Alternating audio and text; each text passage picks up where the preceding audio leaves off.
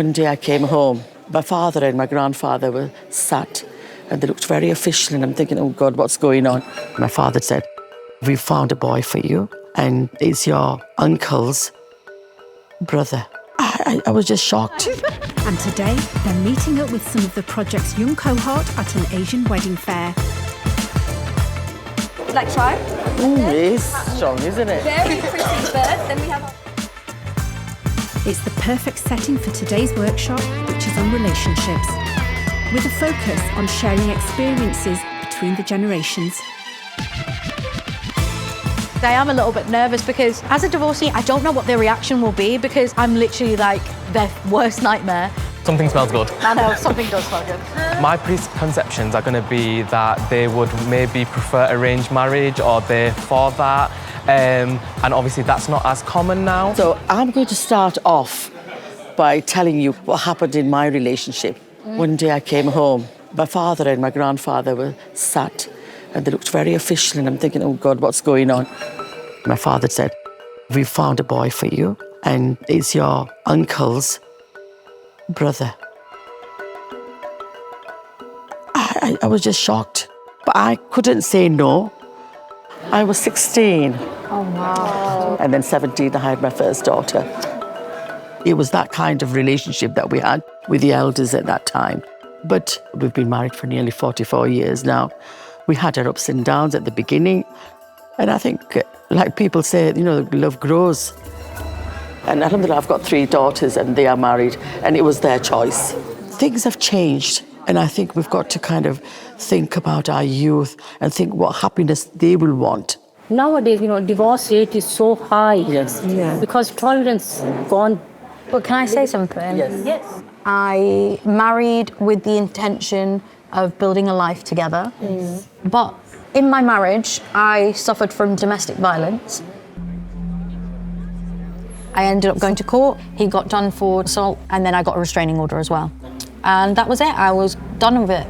I wish I was there to support her. I wish I could have known her better. I could have spoken to her. But she's a fighter. There are lots and lots of women who are strong but become very weak when they're married because they're not heard. I've had friends' mums try to set me up with their sons, and as soon as they find out I'm divorced, they're like, oh, well, you must have done something wrong. Why is it that the woman There's always gets a blamed? negative with the Yes. woman is the target. Yeah, I could hear the little chirps of aunties. Oh, look at her.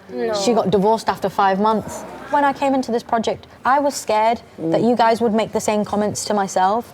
I was scared that you guys would have the same prejudice to myself.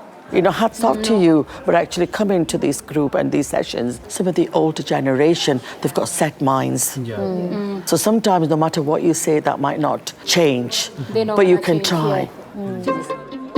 I was very surprised at how open they were and how forward-thinking they were.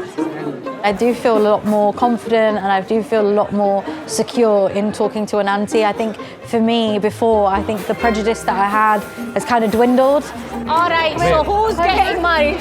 Auntie, you need to find me a husband first. Don't worry, we'll find somebody for you. When I was 18, I was married with kids. But looking back, I would have been doing something different. Do you think you would have got married?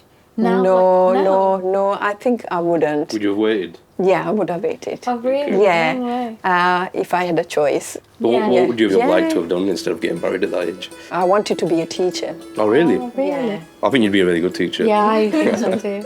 That was my dream, to become a teacher. We were born in Pakistan.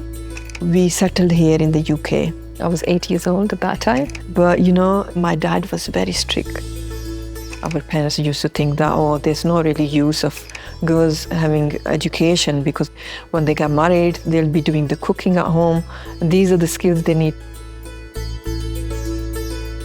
I wanted to do something for myself and I said to my dad, I want to go to school because I didn't have much education. So Dad said, okay, you can do a couple of hours. So this is where I started to go to school in Bradford and I did a job there as a classroom assistant. And that was my dream, so I did work with the children, yeah. But not the job I wanted, yeah.